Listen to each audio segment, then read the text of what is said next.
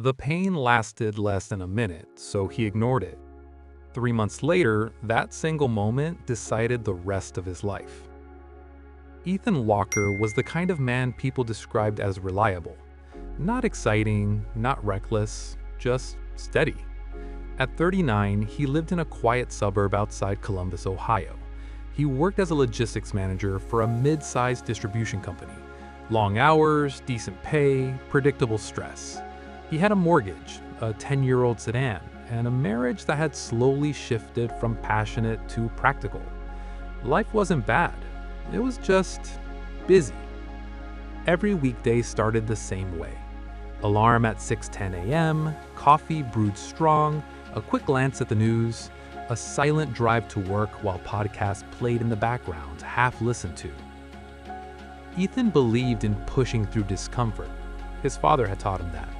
If you can still stand, you can still work.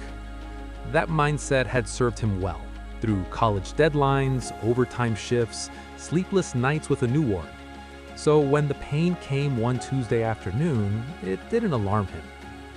He was standing from his chair after a long meeting when a sharp pressure bloomed low in his chest. Not stabbing, not crushing, just wrong. He paused, breathed. It faded. Probably indigestion, he thought. He'd had leftover pizza for lunch. Again. The rest of the day passed normally. Emails, phone calls, traffic, dinner with his wife Laura, who talked about their daughter's upcoming science fair. That night, lying in bed, Ethan felt a dull ache return. Mild, manageable. He didn't mention it, because mentioning it meant dealing with it. And dealing with it meant doctor's appointments, tests, time off work, medical bills, and the uncomfortable possibility that something might actually be wrong. Ethan told himself a story many adults tell themselves. If it were serious, it would hurt more. Over the next few weeks, the sensation came and went, sometimes during stressful moments at work, sometimes late at night, sometimes not at all. Each time, Ethan minimized it. He Googled symptoms once, closed the browser after 30 seconds. The internet always jumped to worst-case scenarios, and he didn't have time for that kind of anxiety. Laura noticed changes before he did. "You seem tired lately," she said one evening. "I'm fine," Ethan replied, automatically. "You've been short of breath. It's just stress. You ever think maybe you should get it checked?" Ethan shrugged. "Doctors just run tests to justify their fees. I'll go if it gets bad." The problem was, Ethan didn't know how to define bad. Pain, to him, had always been something you worked around, something temporary, something you endured until it passed. He didn't see his body as a system that sent warnings. He saw it as a machine that occasionally made noise. And machines, he believed, didn't need attention unless they stopped working. Then came the email, a promotion opportunity, regional operations manager, more responsibility, more money, more travel. It was everything Ethan had worked toward. But it came with a catch. The selection process would take 3 months. Long days, high stress, no room for distractions. When Laura suggested again that he see a doctor before things got busier, Ethan hesitated. If they find something, he thought, this opportunity disappears. So he made a decision, a quiet one. He chose to wait. The turning point came on a Sunday morning in early October. Ethan was raking leaves when the pressure hit harder than before. He leaned on the rake, breathing shallowly. The world felt distant, like sound traveling through water. Laura rushed outside. "Ethan, what's wrong?" "I'm okay," he said, though his voice betrayed him. She insisted on calling urgent care. Ethan resisted, but the look in her eyes, fear mixed with frustration, finally pushed them to agree. At the clinic, they ran basic tests: blood pressure, heart rate, an EKG. The nurse's expression changed. Not panic, concern. A doctor came in and spoke carefully. "We're seeing some irregularities, nothing definitive, but I'd like you to go to the hospital for further evaluation." Ethan nodded, trying to stay calm.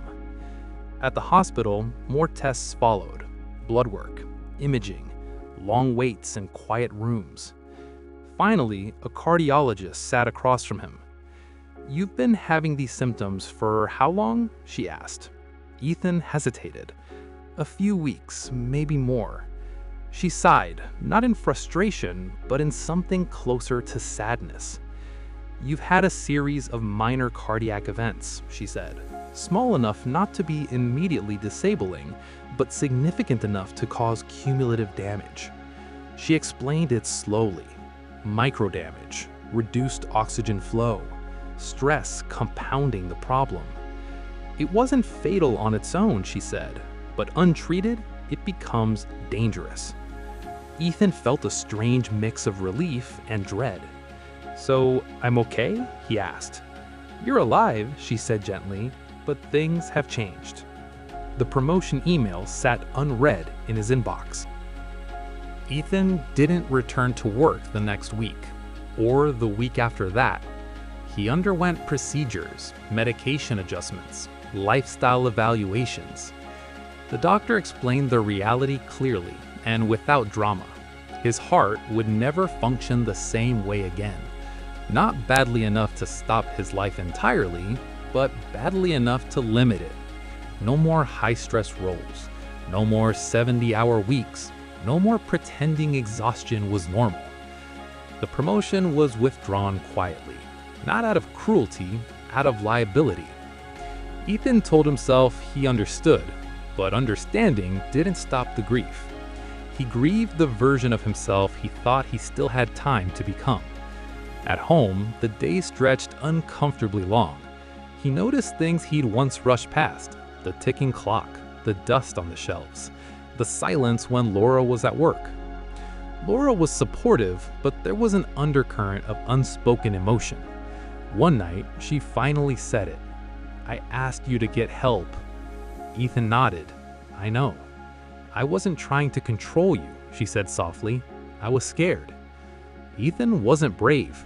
Ethan was avoiding. That realization hit harder than any physical pain. Avoidance felt like strength. Endurance felt like responsibility. But in truth, it had been fear wearing a familiar mask. Months later, Ethan attended cardiac rehabilitation, a room full of people who shared similar stories. A woman who ignored dizziness, a man who skipped checkups for years, another who didn't want to be a burden. Different lives, same pattern. They all thought it was minor. Recovery forced Ethan to slow down, not just physically, but mentally. He began to notice how often he dismissed his own needs, how often he equated self-care with weakness, how easily he believed that his value came from productivity alone. The biggest lesson wasn't about health, it was about listening. Listening to the body, listening to loved ones, listening to the quiet signals before they turn into alarms. Ethan learned that denial doesn't stop consequences, it only delays them. And delayed consequences often arrive larger, heavier, and permanent.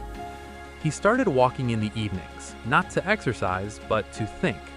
He learned to pause instead of push, to treat warnings as information, not inconveniences. The irony wasn't lost on him. The pain he ignored hadn't been dramatic. It hadn't screamed. It had whispered. And whispers, he realized, are easier to dismiss than shouts, but they matter just as much. Ethan's life didn't end that year, but the life he assumed he had unlimited time for did. And sometimes that's the real loss. So here's the question this story leaves behind. What small signal are you dismissing right now? Because facing it feels inconvenient, uncomfortable, or inconvenient to your plans. Because the things that change our lives forever rarely announce themselves loudly. Most of the time, they start as something we call minor.